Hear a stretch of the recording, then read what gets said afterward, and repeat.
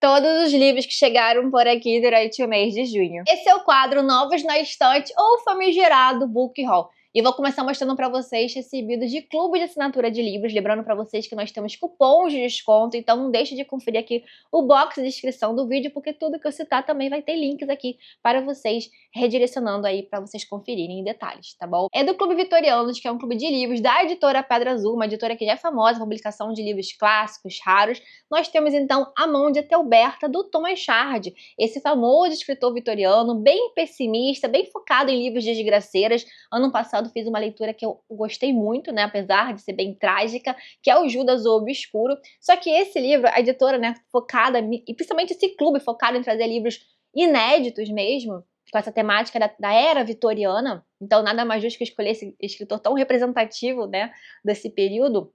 Esse livro ele foge bastante o típico do Thomas Shardy, porque ele é um livro aqui mais irônico, que tem mais romance, que tem essa questão do humor mesmo, de alguma forma. Então ele vai acabar fugindo mesmo do típico, é um livro mais singular desse escritor. Então nós vamos acompanhar a história de Etelberta ali, uma jovem que ela conquista a ascensão social, ela esconde as suas raízes, então ela está sustentando a família dela. Olha, Etelberta é filha de um mordomo e irmã de trabalhadores humildes, conquista a posição entre a alta sociedade londrina ao tornar-se viúva de um casamento vantajoso. Bela, engenhosa e ambiciosa, ela transforma o talento de narradora em instrumento de ascensão, sustentando a família e circulando como uma verdadeira lady, embora carregue consigo o segredo de sua origem, que ameaça sua respeitabilidade. Entrelaça em sua vida, então assim, vai aparecer outras pessoas, então ela vai se envolver em meio que um triângulo amoroso. Então tem a questão, né, da mão de Etelberta. Acredito que vai ser essa disputa aí, com quem Etelberta aí vai se casar depois. Então o Clube Vitorianos ele tem essa pegada, tem um vídeo aqui no canal em que eu mostro em detalhes, logo que o clube inicializou, né, foi no final de 2024, então nós temos aí bastante tempo, mais de um ano de clube, tá? Quase, um ano e meio mais ou menos de clube, então tem várias edições que eu mostro pra vocês em detalhes nesse vídeo, que eu vou deixar pra vocês conferirem, e estou precisando atualizar, então se vocês quiserem conferir mais de perto a minha coleção, como está atualmente, comentem aqui, tá? Mas ele segue sempre esse padrão, tá? Com a lombada aqui arredondada, sempre com imagem aqui. Nesse caso aqui agora tá vindo com fitilho, a folha de guarda bem caprichada também, tá? Aqui na outra. E também por dentro, diagramação super confortável, às vezes possui algumas ilustrações, nesse caso nós temos algumas também espalhadas aqui ao longo do livro. E eu gostei muito, como eu disse pra vocês, esse livro foge do óbvio, estou muito empolgada para fazer essa leitura, que com certeza eu vou pegar em breve. Juntamente, então, na caixinha do Vitorianos vem sempre, né, um envelope que tem a carta aqui da editora explicando a escolha da obra, o porquê, a questão realmente, mais um pouco aqui a respeito dessa obra, né, desse livro. Juntamente, então, vem um card, tá? E também marcadores temáticos aqui, tá? Então, o Clube Vitoriano é bem interessante para quem gosta de fugir do óbvio, de escritores já conhecidos ou escritores realmente que não têm publicações por aqui, que ficaram esquecidos, e essas obras aqui são muito interessantes. Agora, do Clube de Literatura Clássica, nós temos também, lembrando que o nosso cupom, nesse caso, além de um desconto no plano anual, ele oferece de brinde o box de Jane Eyre da Charlotte Brontë. Mostrei para vocês em detalhes vários livros que eu tenho, tem vídeo aqui no canal. Estou precisando já refazer esse vídeo, porque a coleção já cresceu de lá para cá. Então, se vocês quiserem também, eu posso fazer isso. Deixa aqui nos comentários, tá bom?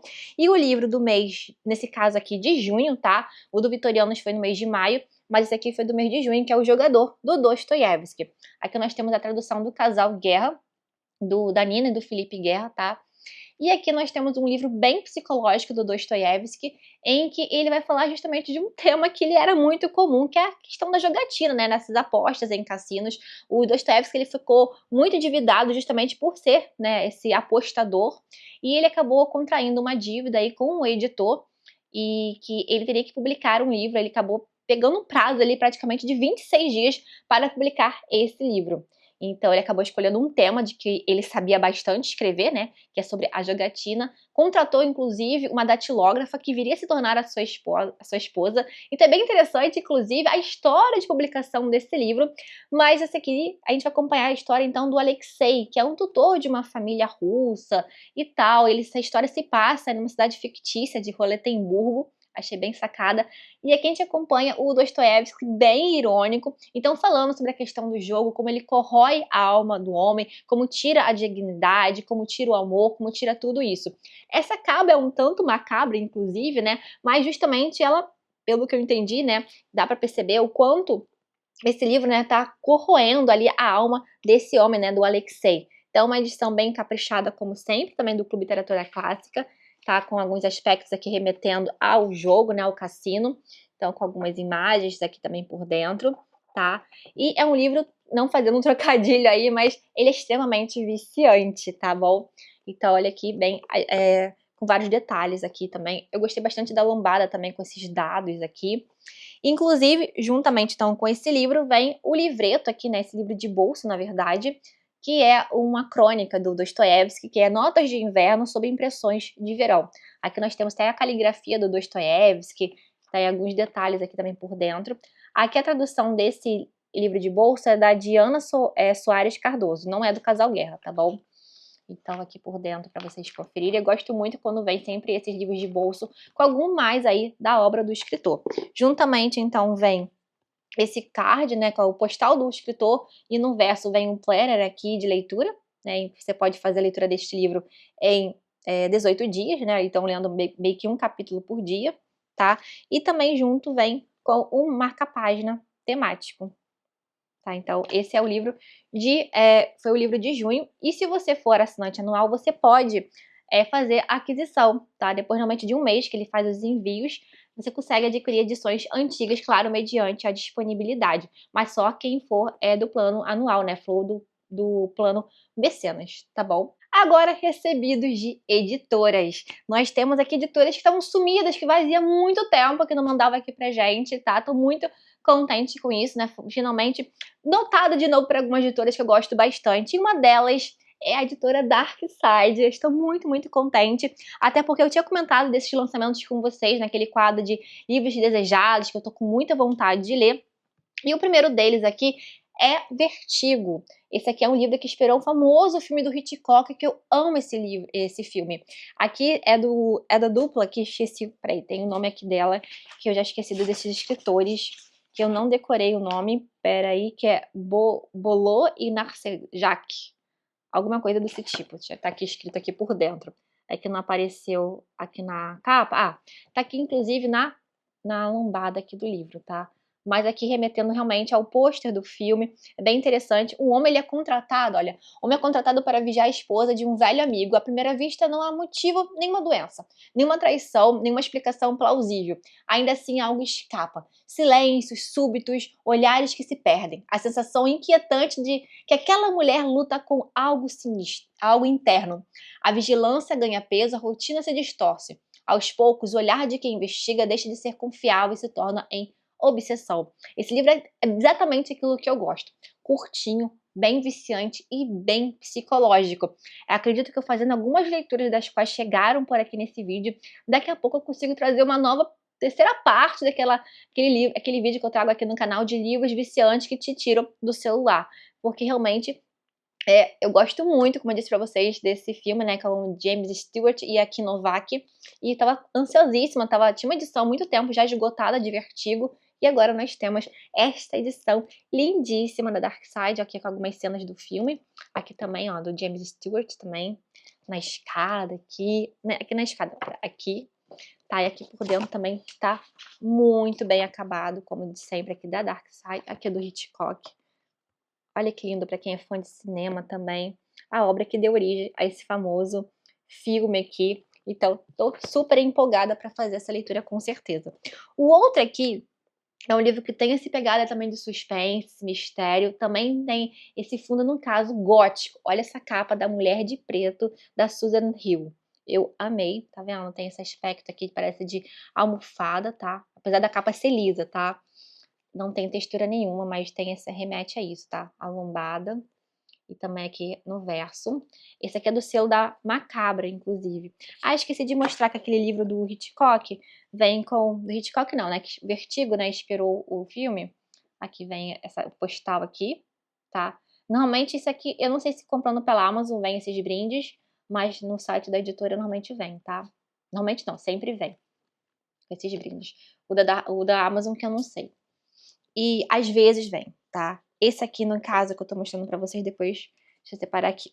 Aqui por dentro, então, a folha de guarda, tá? Que eu falei, né, da macabra. Então, aqui por dentro.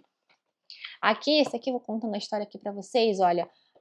Nos leva à vida de Arthur Kipps, um jovem advogado londrino que é enviado a um vilarejo remoto para organizar os papéis de uma cliente falecida, a reclusa senhora Drablow.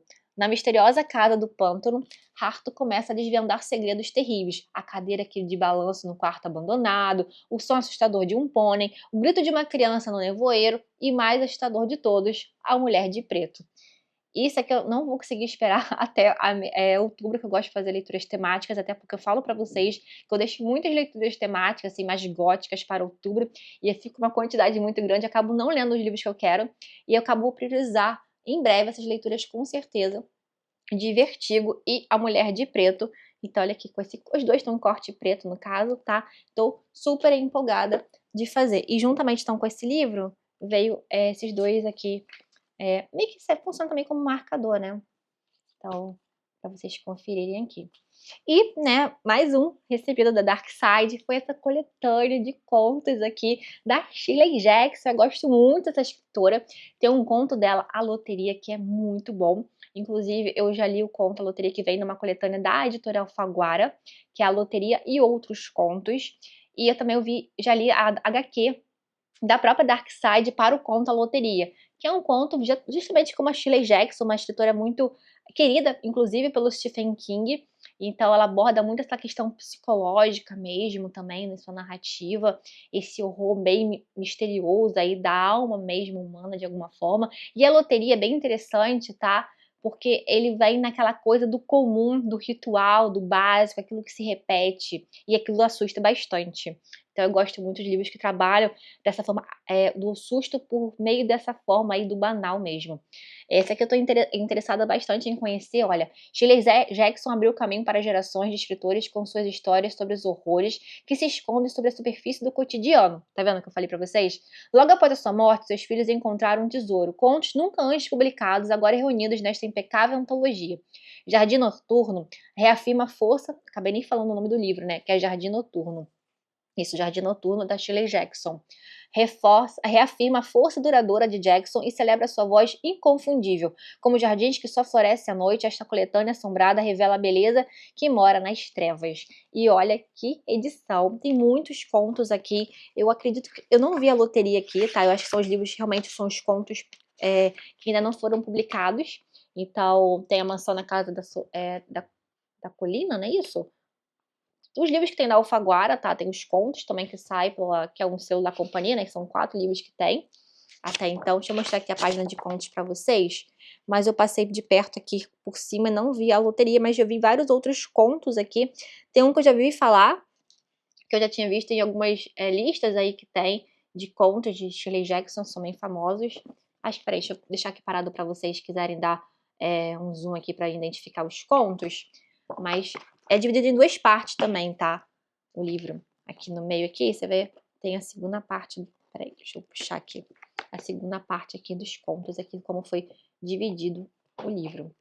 Então ele tá, como sempre, né? Bem caprichado, Dark Side. Deixa eu mostrar aqui pra vocês. Diagramação também super confortável. Tá vendo? Então, também super animada. Essa aqui já vou ler com mais calma, porque são contos também. Então, eu não sou aquela que lê tanto conto assim, mas eu gosto muito dos contos da Shirley. Eles pegam bastante a gente. Mas, com certeza, Vertigo e A Mulher de Preto tá, assim, prioridades, com certeza. Da editora Aleph, tá? Recebi 2 livros também. E um deles eu estava louca e o outro eu acabei conhecendo quando eles enviaram junto, tá? O primeiro deles é O Dia das Trífides, que eu também tinha comentado com vocês, que é a questão aí de uma ficção científica, no caso aqui pós-apocalíptica. Eu já assisti uma adaptação, já tem muito tempo. Depois, quando eu vi esse título, eu lembrei de um filme que eu assisti, que é quando meio que um estilo meio que ensaio sobre a cegueira, de alguma forma assim, em que a população toda acorda fica cega, não toda, né, boa parte dessa população, e tem planta carnívora, que é essas trífides, né, só que elas andam. E eu lembro de um filme que eu assisti meio nesse estilo, Aí eu fui até buscar e realmente é isso, tá? Esse aqui, então, é o Dia das Trífides do escritor John Whedon. Aqui, ó, segundo Stephen King, John Whedon talvez seja o melhor escritor de ficção científica que a Inglaterra já produziu. Ó, Bill acordou em seu leito de hospital com os olhos vendados e uma incômoda sensação de que algo estava muito errado. Ele ainda não sabe, mas seu destino e o de todos do planeta havia mudado para sempre após a chuva de luz. Isso, todos ficam cegos após uma chuva de meteoros, que riscara o céu na noite anterior. Um espetáculo imperdível que cegou quase todos os seres humanos da Terra. Conturbada pela cegueira, por uma peste misteriosa, pela violência e pela fome iminentes, a humanidade tem ainda de enfrentar um flagelo de proporções catastróficas, a proliferação das trífides, plantas enormes, venenosas, carnívoras que agora, com a ruína da civilização e o colapso da ordem social, tornam-se uma ameaça real e mortífera. Então, esse aqui é um marco da ficção pós-apocalíptica e foi o primeiro livro de sua época a antecipar um desastre em escala global. E essa edição aqui tá lindíssima também. Olha, capa dura aqui da Aleph, tá? E vem com um marcador, tá?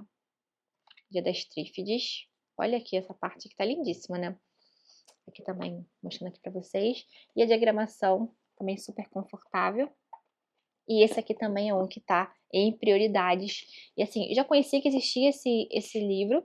E aí eu sempre assim, nunca tinha visto publicação por aqui, eu já tinha visto lá fora.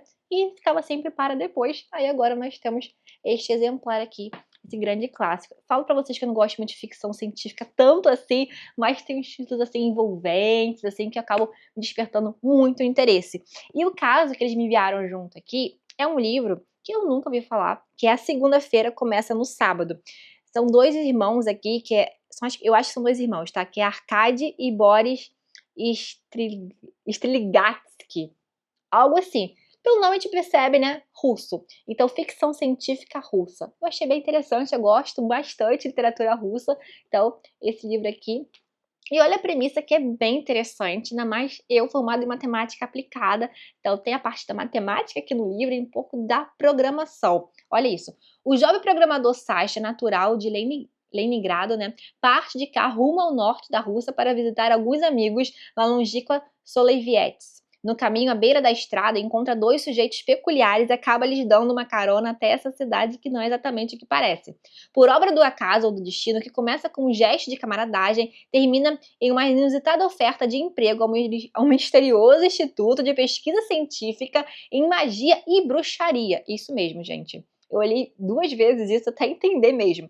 É um lugar onde mágica, ciência e funcionalismo público se encontram para investigar a felicidade humana e o sentido da vida. Neste clássico da literatura soviética, os irmãos Strugatsky mais uma vez demonstram a sua genialidade a uma escala fantástica, a ficção científica até mesmo o surrealismo em uma trama que não renuncia o bom humor e a estranheza para satirizar a corrida científica de seu tempo. Olha que premissa mais interessante.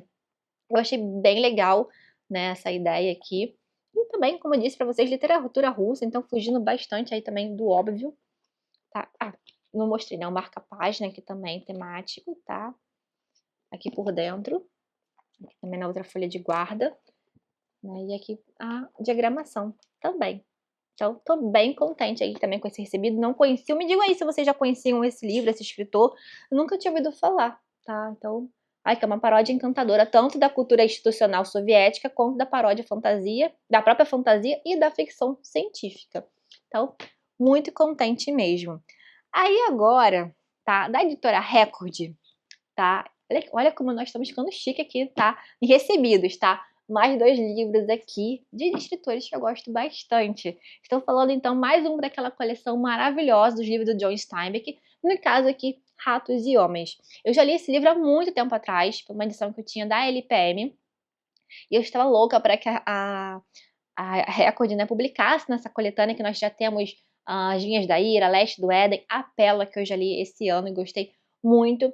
E esse livro, ele se passa aí, né, na questão da Grande Depressão. Então temos 2 amigos aí, que é o Lenny, eu esqueci o nome do outro, do George. Então são 2 amigos aí bem improváveis, né, olha aqui, ó. Eles são uma dupla improvável. George é pequeno e rápido, de cara fechada, com olhos inquietos e traços marcados fortes. Lenny é seu oposto, um sujeito enorme com a mente de uma criança. Entretanto, de certa maneira, eles construíram uma família juntos, apesar da solidão e da alienação. Trabalhadores braçais de campos poeirentos da Califórnia, eles se viram como podem. como uma mão na frente e outra atrás. Mas George e Lane têm um plano. Serem donos de alqueires de terra e de uma choupana que possam chamar de sua. Então eles têm esse sonho americano de ter sua terra, de sua conquista, mas a realidade não é bem assim que está acontecendo aqui nessa história. Coisas vão aparecendo. É um livro bem forte, comovente, impactante. Eu lembro muito disso. Eu não lembro dos desdobramentos totalmente da história, mas eu lembro muito mais do final. Eu lembro que, sabe, aquele livro que você termina e fica pensando por um bom tempo, refletindo, que não sai. Então, como eu disse pra vocês, o meiolo ali eu acabo meio que esquecendo faz muito tempo, mas eu lembro aí do final que eu fiquei bem assim, chocada. Então, aqui, Ratos e Homens aqui para indicação para vocês, inclusive de leitura, tá? E um outro aqui de um escritor que eu gosto muito, na tradução de um tradutor também que eu gosto bastante. Ressurreição, do Tolstói, tá? Com a tradução do Irineu Franco Perpétuo. Eu li o Ana Karenina, que é um dos meus favoritos da vida, com a tradução do Irineu, né? Uma edição que sai pela editora 34. Eu gostei muito da leitura, tenho um xodó por aquele livro, pela tradução. Então eu fiquei bem contente aqui com esse lançamento, né, deste livro aqui, que é o último romance aqui do senhor Tolstói, aqui, ó. No último romance escrito pelo mestre Tolstói, acompanhamos o conturbado relacionamento entre o príncipe Nekhlyudov e da bela Katyusha Maslova. A história dos dois lembra muitas outras. Na juventude, o rapaz seduz Katyusha, moça de origem humilde, que, ocupando um papel mal definido, meio pupila, meio empregada doméstica, vivia na casa de uma tradicional família da aristocracia russa.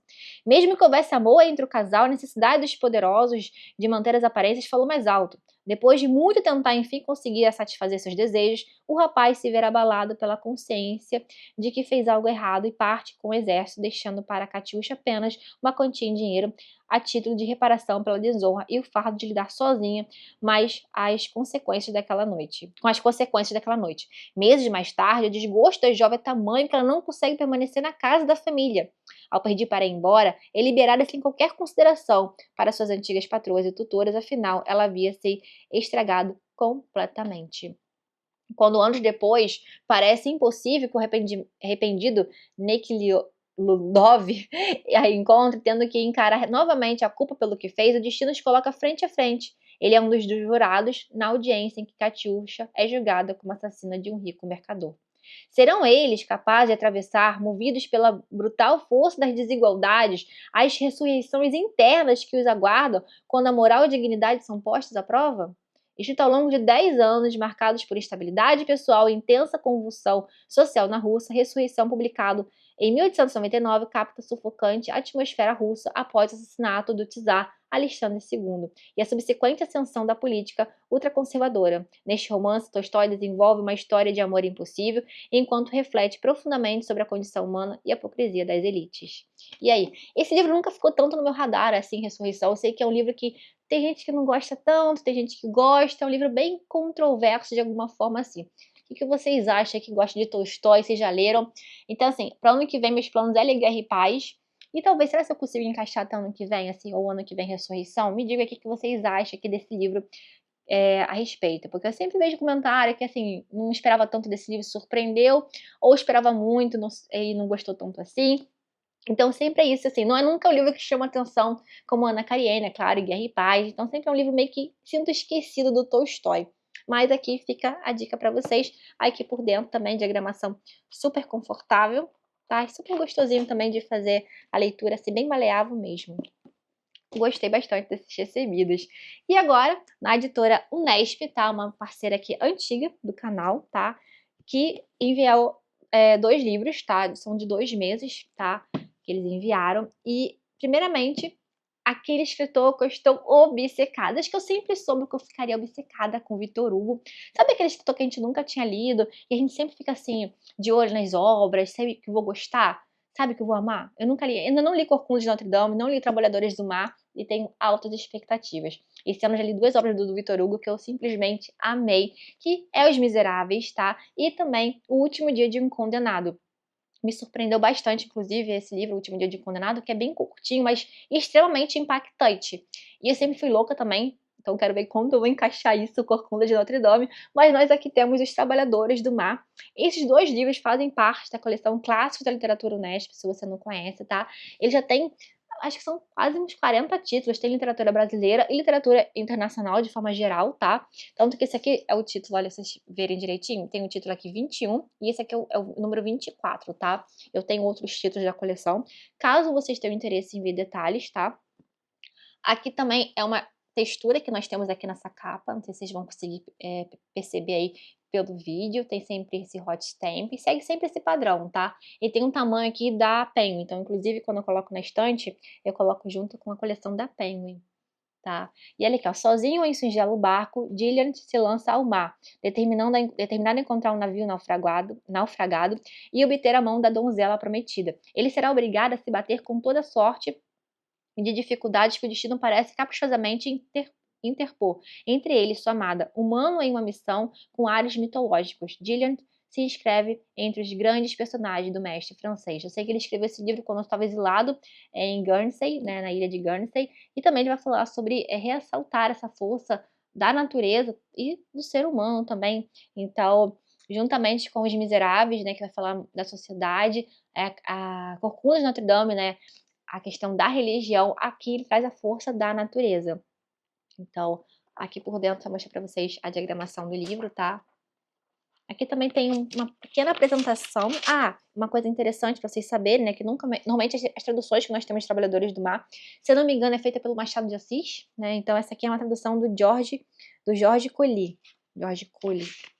Tá? E aqui, no início, nós temos uma apresentação, uma pequena apresentação, tá?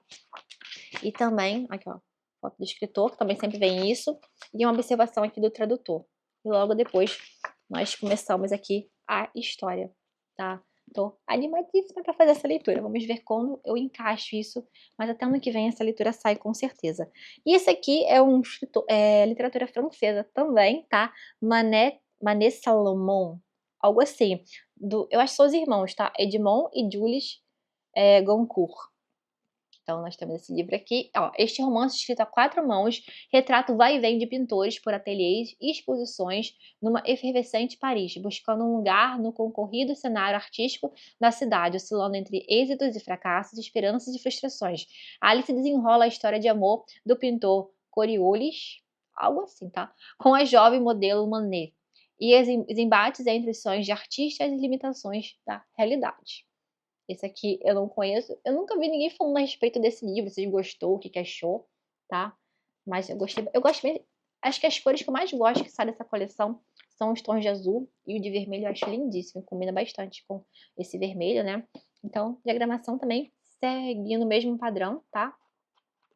Então, assim, muito obrigada por esses envios, editora Unesp, tá bom? E por fim, agora, aquela parte que eu vou falar do que eu comprei, graças a Deus aqui, que nesse vídeo a maior parte aqui, né, 99% praticamente é de recebidos, mas nós tivemos uma compra e muito contente que essa compra que eu fiz, eu já li, tá? Eu fiz um vídeo, pra quem não viu, indicando 48 livros para ler, representando os 48 países, né? 48 livros representando os 48 países de cada uma das seleções aí durante a Copa do Mundo. Tem um vídeo aqui no canal, foi uma pesquisa que eu fiz, então tem uma variedade muito grande. São livros representando a cultura mesmo, aqueles livros assim, por mais que alguns países ali eu já tivesse lido, eu procurei aquele livro que representasse melhor cada um dos países. Então eu peguei algumas leituras para fazer, e uma que me chamou a atenção, porque já tinha aparecido em uma outra lista que eu tinha compartilhado com vocês aqui no canal, foi o Pedro Páramo, do Han Rulfo. Então esse aqui é o representante do México, e olha aqui o quanto esse livro aqui me marcou. Só para vocês verem o quanto eu marquei, eu conversei com a história, fiz anotações, porque foi um livro que no início, ele te pega logo pela história, já vou falar um pouco para vocês, mas depois da minha atualização de leituras, últimas leituras do ano, que em breve eu vou falar com vocês, eu conto mais a respeito dessa história. Mas aqui nós temos o Juan Preciado, que ele vai para uma cidade aqui, Comala, né? E que ele vai, uma promessa que ele fez para a mãe dele de encontrar o seu pai. Só que ele chega nessa cidade e muitas coisas, assim, ela é uma cidade meio fantasmagórica, em que vozes do passado se entrelaçam com vozes dos mortos. Esse livro tem uma estrutura fragmentada, então você nunca sabe, meio que você tem que parar para pensar, né, se está no presente, se está no passado, se quem está contando aquela parte da história é uma voz de um fantasma, se é uma voz de alguém morto, se alguém tá vivo, você nunca sabe que personagem tá vivo, que personagem tá morto. Isso é muito interessante nesse fluxo aqui que vai conduzindo essa história. E assim, eu já falei isso pra vocês acho que em outro momento aqui recente do vídeo, de outro vídeo aqui, que eu não sou daquela de ler realismo mágico, então eu tenho interesse em ler esse Ano de Solidão, mas assim, após ler esse livro aqui, já fiquei muito encantada com o realismo mágico. Nós temos algumas cenas aqui bem típicas de realismo mágico, e esse livro aqui foi lido por Gabo mais de uma vez, inspirou ele fortemente a escrever, inclusive, principalmente, né, 100 Anos de Solidão, e ele aqui é um grande representante, esse livro, né, do realismo mágico. É uma pena que o Juan Rulfo escreveu só poucos livros, né, no caso, acho que só esse de romance e uma coletânea de contos, e esse livro é o que ele fala, tem uma introdução aqui bem interessante, que o Juan Rulfo, ele escreveu e depois ele tirou todas as palavras em excesso e pegou esse livro curto, mas muito potente. No início parece meio uma leitura mais desafiadora, assim, justamente para você entender, mas depois você vai, sabe, imergindo ali na leitura, depois uma mudança ali, uma virada de página ali, uma chave que vira ali. E, assim, não vou dar tantos detalhes aqui, porque o vídeo não é para isso, vou me segurar, mas ele é muito, muito bom esse livro, tá? Leiam, tá? Depois me contem aqui a respeito sobre essa obra. Não seja como eu, que demorou tanto a fazer a leitura desse livro, tá bom? Agora sim, pessoal, esses foram os livros que chegaram na minha estante no mês de junho. Comentem aqui se vocês já leram algum desses títulos, quais desses títulos chamou mais a atenção de vocês, quais vocês acham que eu devo ler primeiro. Eu já tenho meus queridinhos aqui pra ler logo, quero reler logo Ratos e Homens, tá? Eu quero priorizar isso para fazer essa releitura. Quero ler Vertigo e A Mulher de Preto da Darkseid o quanto antes. O Diário das Trífides, tá bom? São leituras realmente que estão me chamando muito. Diário das Trífides, não. O Dia das Trífides, olha que louca. Estão me chamando bastante atenção. Os Trabalhadores do Mar, acredito que para o ano que vem, né? Ou, né, se der uma louca em mim, quem sabe eu encaixo Vitor Hugo mais Vitor Hugo esse ano, quem sabe isso, né?